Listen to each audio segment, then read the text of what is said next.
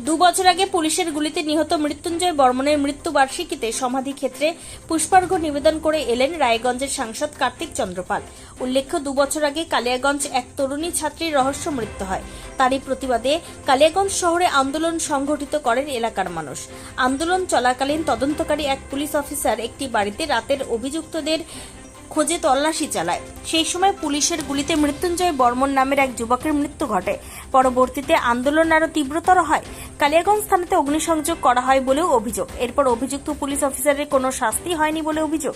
রবিবার দুপুরে রায়গঞ্জের সাংসদ কার্তিক চন্দ্র পাল বলেন যে পুলিশ অফিসারের গুলিতে মৃত্যুঞ্জয় বর্মনের মৃত্যু হয়েছিল তার পরিবার আজও সুবিচার পায়নি।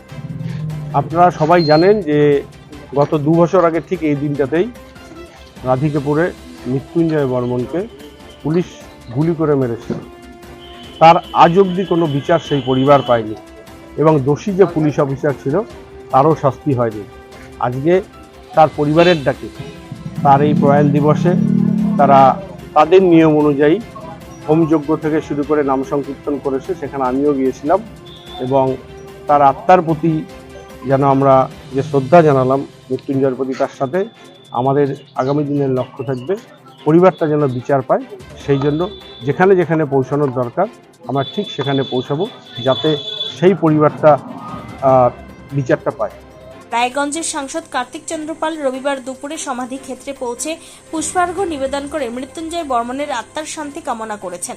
তবে প্রকৃত দোষী সাজা পাক এমনটাই কামনা রাধিকাপুরের পাশাপাশি সমগ্র উত্তর দিনাজপুরের মানুষের।